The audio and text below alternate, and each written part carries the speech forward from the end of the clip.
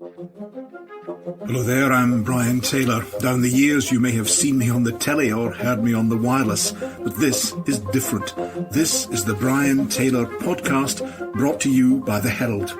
In today's episode, I just think Keir Starmer's gone down completely the wrong pathway with this. Either he's not listening to the people of Scotland, or he doesn't understand what's going on up here. For me, Labour is the party of devolution. You know, we have to be the party of progress. And I think there is an opportunity to park aside our political colours, get around the table and work that out. But it can only work if all parties are willing to do that. And if we're going to use the Scottish Parliament solely as a mechanism for gripe and grievance about the UK government, it's never going to work. Hello there, I'm Brian Taylor. Very warm welcome to my latest Herald podcast. Now, on the show today, we'll be looking at the cost of living, the economy generally, those controversial COVID passports, and some fallout from the Labour conference and Keir Starmer's speech today. I'm delighted to welcome three prominent MSPs to discuss all that and probably quite a lot more. Rona Mackay from the SNP, Jamie Greene from the Conservatives, and Monica Lennon from the Labour Party. First, let's bring in the Herald's own David Ball. David, on the economy, three big issues, loads happening obviously, but three big issues to the fore perhaps: furlough, universal credit and energy prices. Just bring us up to speed if you would. Yeah, that's right. I mean, FMQs today, Anna Sawa claimed that Scotland was facing a cost of living crisis. We've got energy prices, which the cap is going up by about £139 later this week. The statistics showing that more than 600,000 people in Scotland are already living in fuel crisis and fuel poverty. And obviously we've got universal credit coming to the uplift coming to an end. Despite warnings that could put thousands of Scottish families into poverty. And as you rightly said, the furlough scheme coming to an end, although we knew about it, there are a lot of vacancies. Kate Forbes yesterday said that vacancies are about 33% higher than they were pre-pandemic. But there is worries about a sort of a skill shortage and getting the right people to the right jobs. Yes. And we're kind of seeing the sort of first real impacts of Brexit and that immigration policy, which is having on sort of Scotland's workforce. Not exactly, Jamie Greene, it's not exactly an ideal picture of the economy, to say the least. It's challenging. And, you know, some of that is driven by economic change. Some of that is driven by this hideous plague that we've all been confronting. But the removal of the universal credit uplift is a decision taken by UK Conservative government. Yeah, absolutely, Brian. And I think it's right to point out that we are in the context of very strange and difficult times. We're not the only country, not just Scotland, all four nations of the UK, but every Western country, every European country will be struggling with the same issues at the moment in terms of their economy. And actually, I think we've managed to fare reasonably well, considering that we had to shut down everything. We had to shut down the entire economy for nearly 18 months, and I'm pleased that that's now reopening. But, you know, there is always the risk to think it's complete doom and gloom, and also forgetting those success stories that we've had as well. The fact that people are going back into work, that unemployment rates are historically low, that vacancy rates are historically high. And I think every government, you know, regardless of its political colour and flag, is doing its level best to try and get the economy back up and running and get people into well-paid work, because really that's what all governments want. But do you accept, Jamie, I'll bring in the others in a moment, but do you accept, Jamie, that the removal, and I admit it was meant to be a temporary uplift in 20 quid, but the virus is not over, the plague is not over, the economic impact is not over. Do you accept that that's going to cause hardship for some families in Scotland, perhaps many thousands of families in Scotland? I think that the clue there is in your question. It was always very clear that it was a temporary uplift. It was actually due to expire more than 6 months ago, and the Scottish Conservatives campaigned heavily and lobbied the UK government to try and extend that, as did other parties, to be fair to other members. So, you know, we were all on the same page on that. We felt that it was still too soon in the pandemic. But as I said, there are very few industries which are now prohibited from operating due to restrictions. People are going back to work, and I genuinely think that the focus on the £20 uplift does divert from a much wider problem in society, and indeed in Scotland, and that's that we must get people back into work. Monica Lennon, then Rona Mackay. Monica first, what do you make of the picture of the economy that Scotland is confronting at the moment? The furlough was always going to be temporary, the uplift was meant to be temporary. Surely it's reasonable to remove those. Well, I think Anna Sarwar today at First Minister's Questions was absolutely right to go on the cost of living crisis. it feels like we're facing a winter of discontent. And what we're reflecting in the Scottish Parliament is what people are telling us. Today, I was outside the Parliament speaking to a rally, people from the Scottish Older People's Assembly, retired trade unionists, but older people who are genuinely terrified about what it's going to be like this winter in terms of the cost of heating their homes, the cost of food, everything's going up. So people are really frightened. And at the same time, many are still afraid to go outside. They're trying to access their GP and they're having difficulty doing that. So there's a lot, as Jamie says, there's a lot, I think, to be optimistic about. You know, the worst of the pandemic feels like it's over. You know, we really need to get on and get people vaccinated. But in terms of the economic shock, I think that's just starting to hit people. And, you know, from where I sit, well, when I'm back home in Lanarkshire, we've got Marks and Spencer pulling out of Hamilton. We've got Virgin Money last night announcing several brand closures. Dawn Fresh in Uddingston, who employ 300 people in Lanarkshire, shutting down, and people can try and relocate to Arbroath. People in Lanarkshire, no offence to Arbroath, but people are not looking to relocate. They want to have jobs and be able to afford to live in their own community, support their families. It is an uncertain time. And what I would say, in addition to what we've heard about universal credit, I think that the Tory government have got this wrong, and hopefully Tory conference will be an opportunity for their members to tell ministers that. But alongside the furlough, which of course we knew was coming to an end, but what we're seeing right across Scotland and the UK is fire and rehire. And people are very, very frightened now, because it's not just about, do you have a job? People's terms and conditions are under attack like never before. And in the UK, we've got anti-trade union legislation. So that's why I think we do really need to show some solidarity and support people in workplaces. Do you have any unions left in the Labour Party, Monica? Well, Jamie, that could be funny for in a bar or something, but you know, seriously, what we need to do is help people to get into trade unions, because right now we're seeing people they can't even afford to be in a trade union because they're in precarious work. They're on a 0-hour contract. And right now people are thinking, can they even afford to be in a trade union? But absolutely, people should be in a trade union, and Labour will always support the trade union. Thanks for that. I'm glad you weren't rude about Arbroath. My grandmother was a stink from Arbroath, so there we are. Rona Mackay, what do you make of the circumstances we're confronting on the economy? Once again, the furlough was temporary and has helped thousands of people.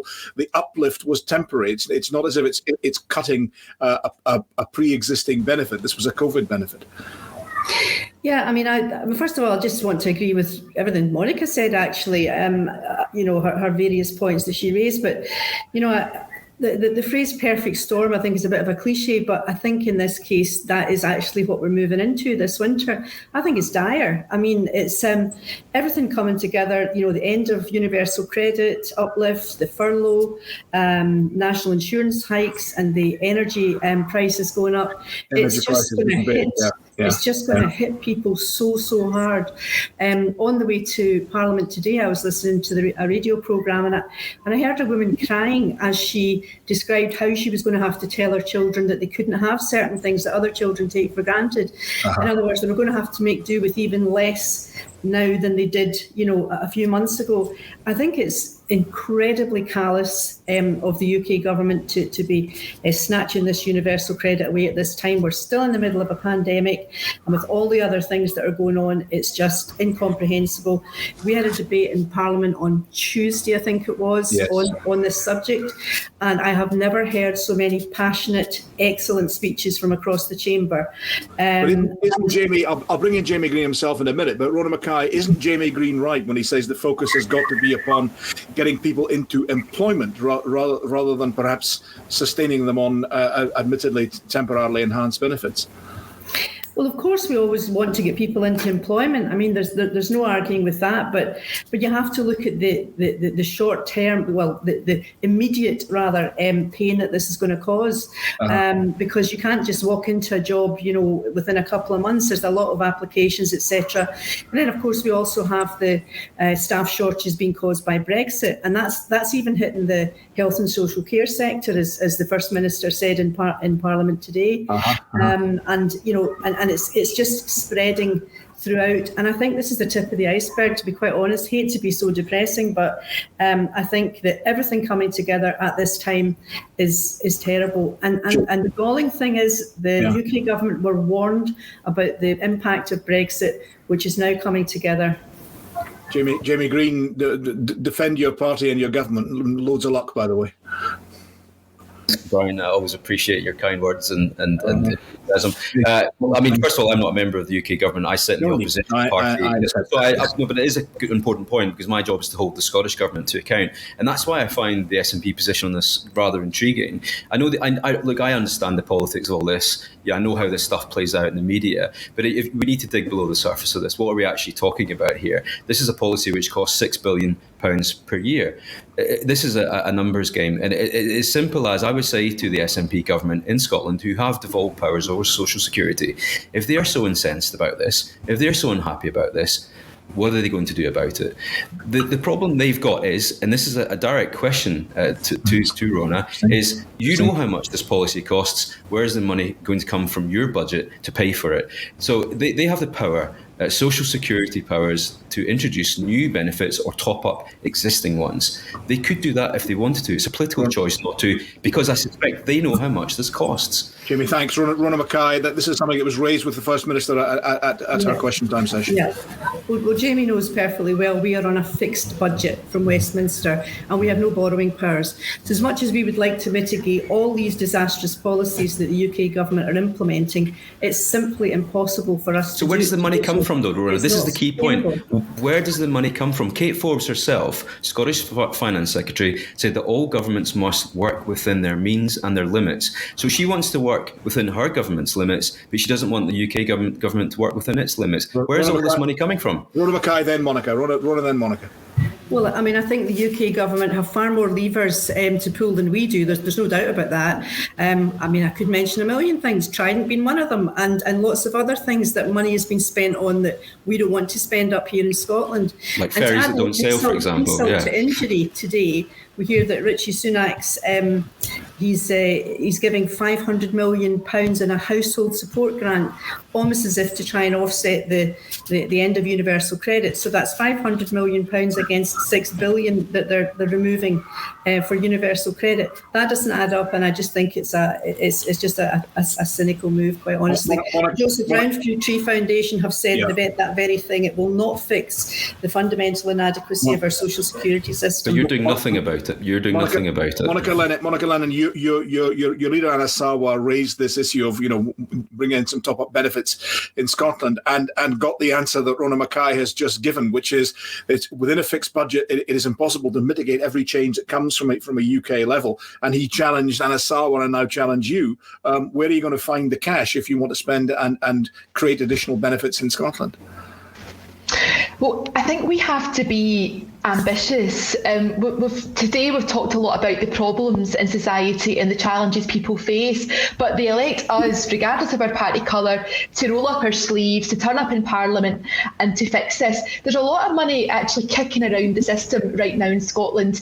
So if we stick to the point about work and making work pay, 12 months ago, the Scottish Government announced a Green Jobs Fund of £100 million, and that hasn't reached any sector yet. It's not created any jobs yet. So there is an appetite in the business community to be innovative and to create the green jobs in the future that we need. So there's things that we can do to accelerate that. You would take away that £100 million from the Green Jobs Fund and spend it on benefits? Oh no, that £100 million has been announced, but it hasn't reached anyone yet.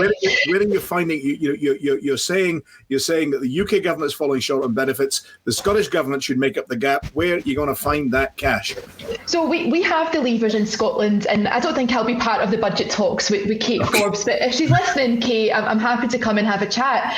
But we absolutely have to get round the table and work together to tackle child poverty, because we have set statutory targets in this Parliament. We have a duty to work together, not to argue and make cheap points at each other. We have to work this out. That's why Scottish Labour is saying we have to work together to increase the Scottish Child Payment to £20 a week, and then work beyond that to quadruple that. Because if we don't, it will cost us longer.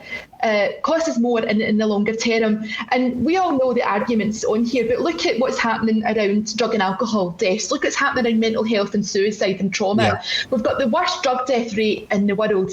If we continue to let child poverty get out of control, that's going to be more young people that don't see their 21st birthday, don't live to be 35 or 40. Is that the kind of country we want to live in? So rather than me and Rona and Jamie having a pop at each other, I think actually we can work together.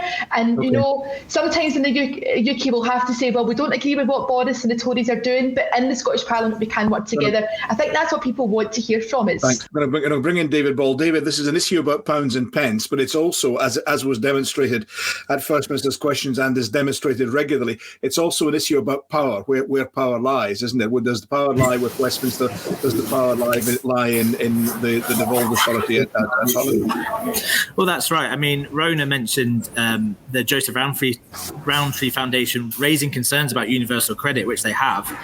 But they've also stressed that the Scottish Government isn't using the powers it has to their full extent to help lift people out of poverty. So I think, yeah, both governments have responsibility for this, and they both have different levers.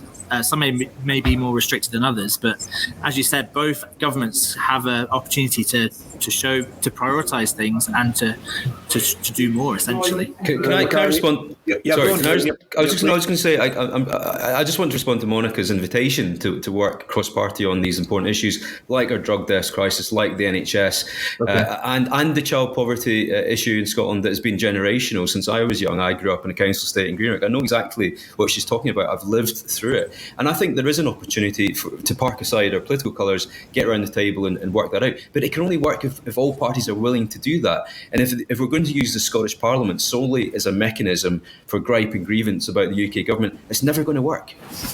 Hang on a minute, Monica. Rona Mackay, I think he means you when he's talking about using the Scottish Parliament for gripe and grievance against the UK government. I think so. I mean, I'm all for working together, and I try not to be tribal, but there are facts that cannot be ignored. I mean, you have to look at the reality of this. Of course, we want to eradicate poverty. We want to, double payments. We want to do it. Of course, who wouldn't? But you have to look at the hard facts. As I said before, fixed budget, no borrowing powers, and we believe that we can only go down that road that we want to go down with our own, our own independent government. And we can't. At the moment, we're doing everything with one hand tied behind our back. And yes, we will happily try and agree about issues. But at the end of the day, there's going to be the roadblock of us not having enough money or certain powers to do what we want to do, and that's Monica Lennon. That challenge was put to Anna Sarwar by the First Minister. You know, if you will the ends, you have to will the means, and the means, according to the First Minister, would be independent, autonomous control of the budget. Monica. Well, I think more power should come to the Scottish Parliament, but there is a frustration that we're not using all the powers that we have in a progressive way. So I think ideally we could have more discussion in the Parliament out with the debates of First Minister's Questions. I have a concern that the SNP Green cooperation agreement will exclude the rest of us. I hope it won't. I think the budget will be a real test. There is a worry that Kate Ford will feel, I've got the Greens on board, I've got the numbers, I don't need to talk to the other parties. I think that would be a real shame. That would be a missed opportunity. And hopefully that spirit of cooperation will extend to everyone in the Parliament. Okay. Jamie Greene, please go on it. Sorry, Brian. I can't speak for Kate, but I'm quite certain that all parties will be included as usual in the budget talks. I think that's a given, actually. So, but yeah, I mean, less squabbling, more agreement, but there are certain realities that have to be faced. Okay, less squabbling, more agreement. I'm going to call that one to a halt if you don't mind, and we'll move on to another topic. I'm going to ask David to remind us of the basics. That's the business of coronavirus passports registration. We had a court verdict this morning, didn't we, David? And of course, it was a big rammy once again at First Minister's Questions. David, bring us up to speed if you would. Yeah, that's right. I mean, these vaccine passports have been rumbling around for a couple of weeks now, but essentially from tomorrow morning, those wishing to attend sort of the high-risk settings, sort of nightclubs or whatever a nightclub actually is, large outdoor and indoor gatherings must sort of prove their vaccination status. Opposition parties and businesses basically don't like it, and there was a court case brought by the Nighttime Industries Association to try and halt this sort of plan, but it was thrown out this morning. Basically, businesses will now have until October the 18th to sort of start enforcing it, which Nicola Sturgeon said was a grace period. Yeah. But again, Douglas Ross brought it up at First Minister's Questions again, warning about lack of consultation, as he said it, and the fact that they're kind of just breezing ahead without the plans completely being in place. I mean, the app that people show to sort of prove their vaccination status still hasn't been. You still can't download it, and that, I mean, it rolls out tomorrow morning. That doesn't sound wonderful, Rona, does it? It doesn't sound as if it's ready. And the fact that there's a grace period sounds as if it's an admission that, basically the scheme's been brought in without full preparation. Is that right? Well, I don't think that's right at all. I mean, I think it's ironic that, the Conservatives constantly say that we should be talking to business, listening to them.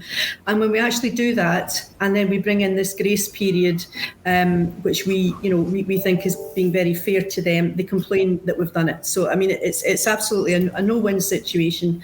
And, the fact of the matter is that the Conservatives have opposed everything that we have tried to do since the start of this pandemic.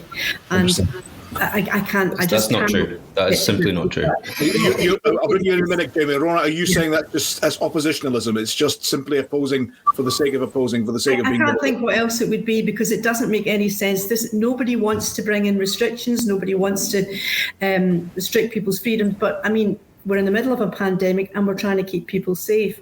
And I mean, I'll be honest. I mean, yeah, my days of going to nightclubs are long gone. I admit that.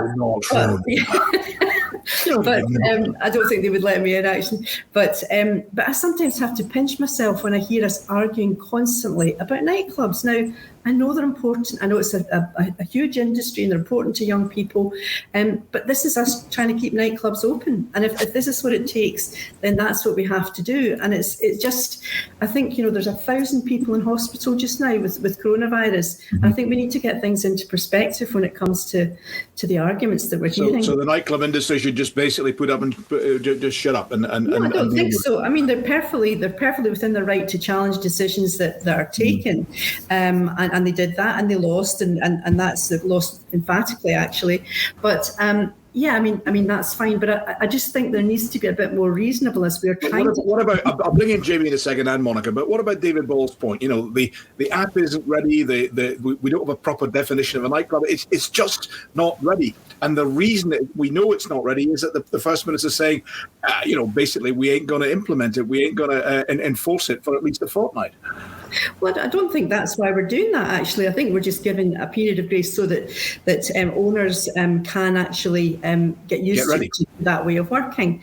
And I mean, there's no perfect way we're going to deal with this. Okay. But I think if people just understand we're doing it because we're trying to keep young people safe, and we are desperately needing to get more of an uptake of young people having vaccinations. Jamie Greene, are those reasonable objectives, and are you guys just objecting for the sake of it? Well, if that was the case, then it's very unusual for all the opposition parties to club together and vote against something which was the case in Holyrood. I mean, the fact that there was a court case this morning on this when the Scottish government were being taken to court over the issue so late in the day, when these regulations come into force in about 7-8 hours time, yes. I think it sums it up nicely. It sums up perfectly why they're so angry and they're so confused. I mean, I asked the First Minister a question earlier because someone was tweeting me in the middle of FMQ saying, I have no idea what the rules are. I don't know who's allowed in or who's not allowed in. I don't know how we're going to enforce it. And these are basic fundamental questions which weren't answered. You got a bit of a put down on that one from the First Minister. I wish I could have come back. Because weddings are exempt, aren't they? They are exempt, aren't they? Yeah. Well, weddings are exempt, but not wedding venues. And the problem is, you, if you're a bar or restaurant and you've got a group of people in tonight, they are allowed in, but they're not allowed in tomorrow, but they might be allowed in on Sunday if there's a wedding. They don't know if the music should be on or off. They don't know whether people should be sitting or dancing. The problem is that there was no public awareness campaign around this. There was no communication around it. And we know that because businesses are telling us that. I mean, we are listening to businesses. Douglas Ross came away with this thing about you go in, you show your pass at the door, you get in, and then they turn off the music. I mean, when were you last in a nightclub where they turned off the music? It's bonkers. I mean, that was fantasy. That isn't going to happen. It's unworkable, Brian, and that's exactly the point that we're making. It's unfair putting these businesses, and I know we could say it's just nightclubs, but it's not just nightclubs. No, bars, restaurants, hotels, football stadiums, football crowds, large football crowds. How many people are going to get turned away from something this weekend as a result of this botched policy? I have no idea. Scotland's clubs actually won't qualify for that large football crowd definition, but that's a different question. Monica, Lennon, what do you guys make of this? I mean, what does your party make of this? Well, I think it's a real shame that we're at this stage in the pandemic and there's still a lot of bickering going on about these really important issues, because we know we're still in the pandemic. We know people are still getting the virus. Too many people are still in hospital. The NHS in Scotland will be on an emergency footing until at least March of next year. So that's really, really serious. And at the same time, businesses have been really struggling. The nighttime economy is on its knees. So I can really understand the fears and uncertainties in that sector because jobs are at risk. But fundamentally, we need to all act responsibly and encourage people to go out there and get vaccinated, to get that vaccine into people's arms. What about the argument that one way of encouraging is to say, you want to go to a nightclub, you got to get vaccinated. It's an incentive, if you like, a precise incentive. I think that will be an incentive for some people, but we're also hearing from experts that it will do the opposite and it will entrench vaccine hesitancy. So I have concerns that too many young people in my area in Lanarkshire and Falkirk are not going to get their vaccine. I'm concerned that the message is not getting out to everyone in the black and ethnic minority community. And again, I think that goes back to messaging. I think Jamie makes a fair point about public awareness and public education. So we need to have the right message carriers and we need to have the right tailored messaging. It's a shame that these things end up in court, and that's not really what businesses want to be doing right now. And I think there is a genuine point coming not just from businesses but all kinds of sectors that the engagement with the Scottish Government hasn't been meaningful. This is not easy for any government. We all accept that. It's easy for people who are not in government to just have a go. We do, I think, all understand how difficult this is. But at this stage in the pandemic, with all the knowledge that we now have, we need to get better at this. We need to get the vaccine rolled out quickly. People are going to be getting their booster jags and the flu vaccine, and there's a workforce crisis in our NHS. So maybe the next podcast, Brian, you could do it in a nightclub. Maybe me and Jamie and Rona could come back and happy international podcast. There'll be no music because it's not allowed. No music. The last nightclub I went was the JM Ballroom in Dundee. It's probably turned into something else now, but it was awfully trendy at the time. David Ball, who's undoubtedly a nightclub regular, he's down there strutting his stuff or whatever one does in these modern days. David, I thought the First Minister looked and sounded a bit more confident on this topic today than she has done in previous days. Presumably, it was that court verdict just bolstering her a bit in that regard.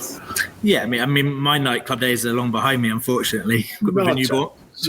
With a newborn baby at home, absolutely. Oh, all right, okay, yeah, that's a different form of Saturday Night Fever, yeah. Exactly. But I think she was probably more confident, given the court case verdict today kind of played into her hands. I mean, that would have been a bit of a nightmare for her had it not gone her way, and then she still had to face these questions. So I think she has always stuck to why she's brought it in, and consistently said that if there are no vaccine passports, the alternative could be over the winter that nightclubs and other businesses have to close again. She's still saying that, isn't she? She's still saying that. She's saying the alternative is closure. Do you really want that? Rona, let's talk about very interesting what Monica was saying there about young folk in her area. They're just not getting the vaccine for whatever reason. Numbers of them anyway. Is there the beginning? Maybe ask Ollie of this. Rona, start with you. Is there the beginning of folk? We're just sick of this. We're fed up of the constraints. We're fed up of it, and we want it over. I mean, it's an understandable feeling, but is it one perhaps we have to counter and we have to deal with as well? Oh, I think most definitely, and I think that there is an element of that, but you can't wish it away. You really can't wish it away. If you hear about the number of young people unvaccinated who are becoming, fit young people, and now they're gravely ill in hospital, it's terrifying. So I think I think the thing about messaging is absolutely correct. I agree. We need to have clearer messaging. I mean, the only thing I would say about certain things is a fast-moving pandemic, in the sense that when we get the expert clinical advice, we have to act on it pretty quickly, and sometimes that's why things are done, it would seem, quicker than normal. But I completely agree. We have to get the message out that it's just so important to get vaccinated. What do we do, Monica? You talked about the dilemma in your area. What do we do if it isn't, physical incentives, like you need this to get into certain nightclubs, you need it to get into certain areas? If you don't do that sort of stick approach, if you like, what do you do? How do you appeal to people if what is being done at the moment is not working? If they're not sufficiently scared or encouraged or motivated, what do you do? Well, we can do more to make it easier for people to access vaccine and testing. So I think we take the vaccine to people. So I would like to see, certainly in my area, more accessible locations. So, for example, if you live in Hamilton or Blantyre, where I am, you have to go to the other end of East Kilbride, which is hard to get to without public transport, or to Ravenscraig. So we're doing the big regional centre approach, but it's not good for people who are relying on public transport, who don't have their own cars. More mobile testing as well. Also, I think, young people have had a really hard time. My daughter like vans going around the estate or something like that. Make it really, really easy for people.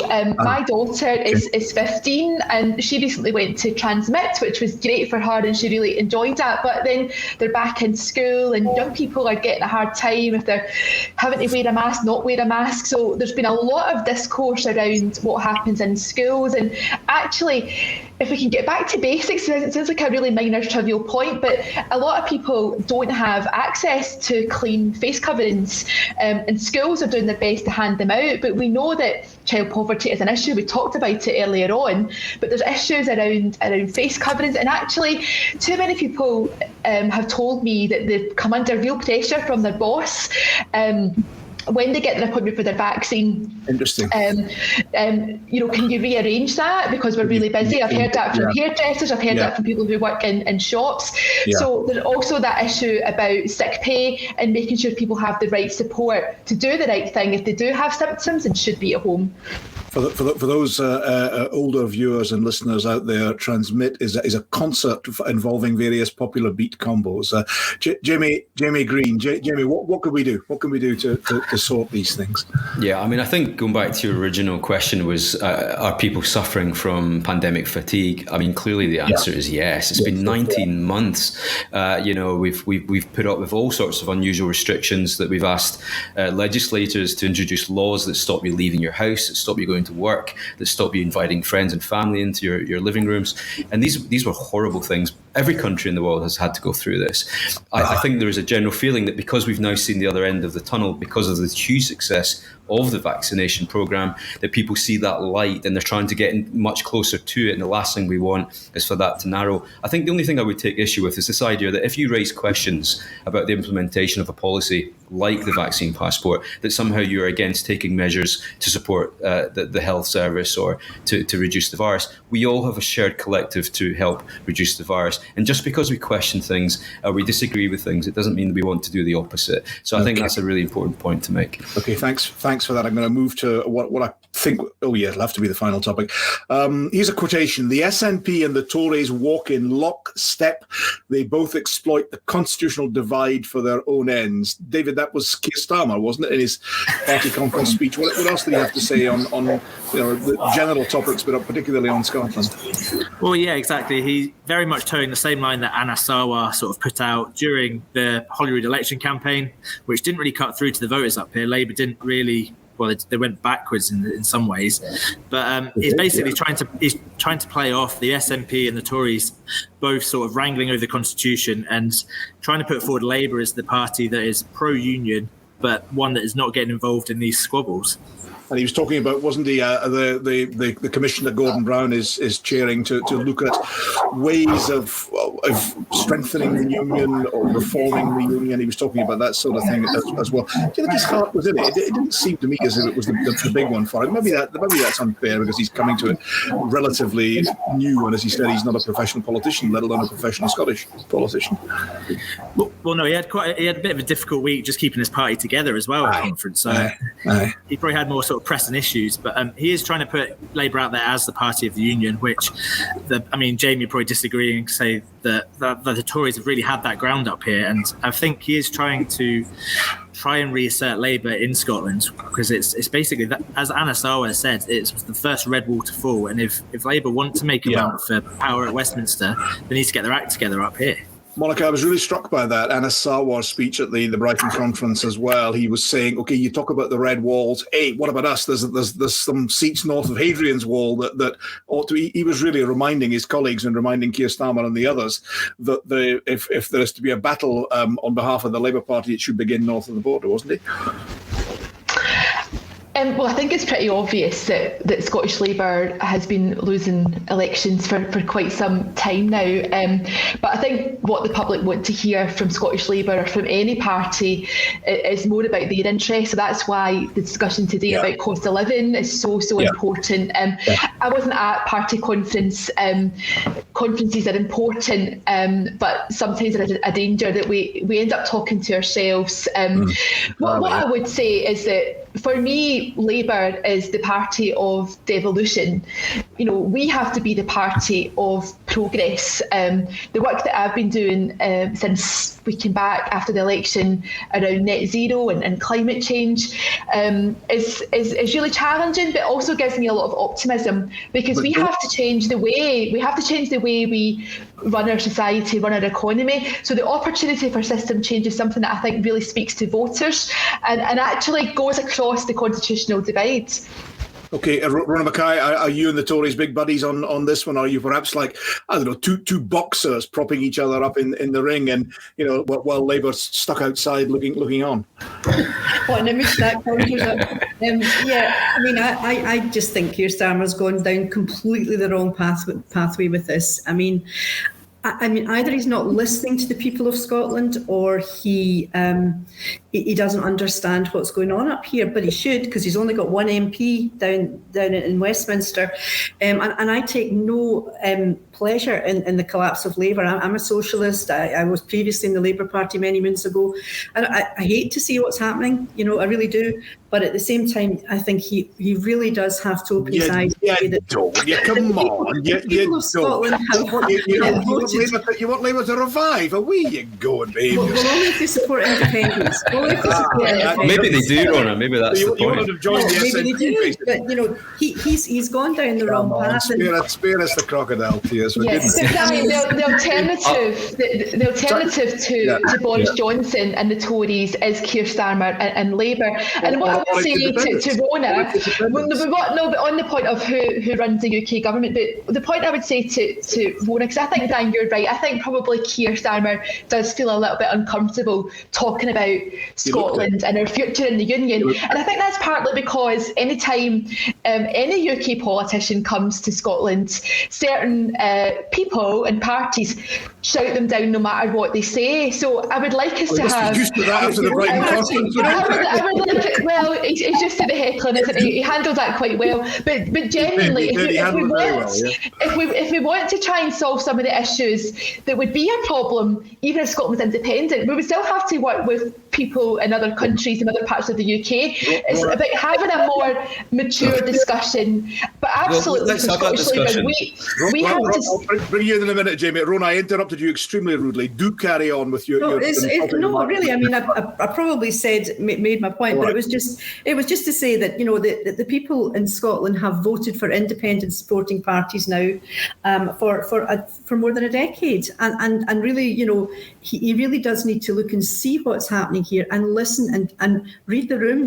Get what's going on up here, and to go down this kind of pro-unionist, I'm the only one that can keep the UK together path, I think is entirely wrong. Jamie Greene, are you content as a Conservative Party to be, representing the union, corralling the union votes, standing against the SNP and thereby excluding Labour, the Liberal Democrats and others? I'm going to controversially say I'm very happy with Labour's demise in Scotland because it's kept me in a job for another 5 years. I think on a serious level, I think there is a strategic reason why Keir Starmer is pitching, as you said in the opening comments, the Conservatives versus the SNP, the union versus the national argument. And the reason he's doing that is because I think he's probably a bit concerned about where his party sits in that debate. He either doesn't have a view or he does have a view and doesn't want to share it, because I really don't know where he sits in that debate. We've obviously, we wear that badge on our sleeves quite firmly, as Rona does on the other side of it. And we have that debate respectfully where we can. But the problem with Labour, both in the UK and in Scotland, is I don't know where they sit on the issue of independence or another referendum. And if they were much clearer with the electorate about that, then perhaps they would do better. Monica, enlighten us. Where are you on the independence referendum? I think the party leadership has made that clear. I mean, we've just talked about today the fact that the NHS. What's your position? Scotland, let's be clear. What is your position? I'm about to speak about the NHS. It's an important point, Jamie, and I'm watching the clock here. But the point is, we're in a pandemic. We've just had the argument about vaccine passports and people not going for their vaccine. The NHS is on an emergency footing until March of next year. The army's been brought in. Aye. So this isn't the right time to have a referendum on anything, I would say. But I think it's absolutely fine. When might be a reasonable time to have that referendum, and would you be in favour of that happening at some point during the present Holyrood Parliament? Well, I don't think it's helpful to try and put a date on that. We'll see what the First Minister brings forward, but we would not be in favour of having a referendum anytime soon. But what I think people want in this country, I think there is a majority of people who want change. They want devolution to work. They want to see the Scottish Parliament meeting their needs, even if things are not going well at a UK Parliament level. And it is about actually getting on with the day job. So you can be passionate about independence, passionate about the union, but at the end of the day, if more and more people are falling into poverty because of bad choices by two governments, that is not progressive for anybody. But Monica, you talk about making things work, but in his conference speech, Keir Starmer said he wanted to make Brexit work. The people of Scotland voted 2-1 against Brexit. That's hardly going to go down well north of the border. Well, we've left the European Union, so we do have to make this situation work. But I think we have to try, all of us, to not think about our own jobs like Jamie just mentioned, but think about the jobs that are at risk in our communities, the people who are struggling to put food on the table and pay those energy bills that Brian has talked about. These are the big issues, and we have to show people. They are the big issues, Monica, and you raise them rightly so, and you're very good at making those points, but you didn't answer the simple question. The simple question is, should there be another independence referendum within this session of Holyrood? You didn't answer the question, and that's the problem, and that's Keir Starmer's problem as well, and that's why Scottish Labour are all over the place on this issue. No, Labour's position is clear, and that was clear at the election. We've got a manifesto that makes that clear, Jamie. You know that. Rona Mackay, you presumably would say they hold the referendum and go for independence. But what about the fact that Keir Starmer is talking about reforming the union? Isn't it possible that might, if he starts to look like a winner, let's face it, if he starts to look like a winner in UK terms, doesn't that help the party, the Labour Party in Scotland, the party to which you used to profess adherence? Well, I think it would, but I don't think he looks like a winner, frankly. Okay. I didn't see all of his speech, but I would say that anybody who speaks for an hour and a half needs a good sub-editor. I think that's far too long. But, I just think that, I think he's just not facing facts about what's happening up here. And the reality is he's not going to cut any ice. He needs Scotland. David was right. He needs Scotland to. I just don't see Labour getting into government anytime soon. And sadly, that means we're stuck with the Tories for however long. But don't you welcome that strategically in terms of what it does for you in Scotland? No, because we want an independent. If Labour want to join us in our goal of independence, we would welcome them with open arms. But so far, that's not what we're hearing. We certainly didn't hear it from Keir Starmer, and I think he's on a hiding to nothing. Final word on this, Monica Lennon. Final word. Well, I think to go back to Keir Starmer, this was an important conference. It's his first conference as party leader, first time in a room with other people. The speech was lengthy, but there was a lot of substance there. We heard a lot about Keir the man, his backstory, his public service. I think it went on a bit longer because there was lots of interaction, lots of clapping from the conference floor. But I think we got a sense of who the man is. Unlike Nicola Sturgeon, who's been on the telly almost every day, and Boris Johnson, Keir's had to make do with Zoom calls. So I think it's only right that the public get to know him. And I think yesterday was a really good reveal of who the man is. And I think we need to hear more of that. That's what it was. Those irritating standing ovations. Thanks all three, and thanks to David Ball as well. Monica, Jamie, Rona, and thanks to David. Absolutely tremendous stuff. Many, many thanks for joining me. Take care. Thanks to all of you for listening, watching, whatever one does for a podcast. I've never been entirely sure. From me, Brian Taylor, toodaloo. This podcast was brought to you by The Herald. Take 20% off an annual subscription to The Herald with our exclusive podcast code. Just add Herald Pod 2021 to your basket and get instant, unfiltered access to our website. And you can also get involved with the Brian Taylor podcast as well. Tune in on Facebook, Twitter and YouTube every Thursday afternoon to catch Brian and his panel chat live and ask your questions to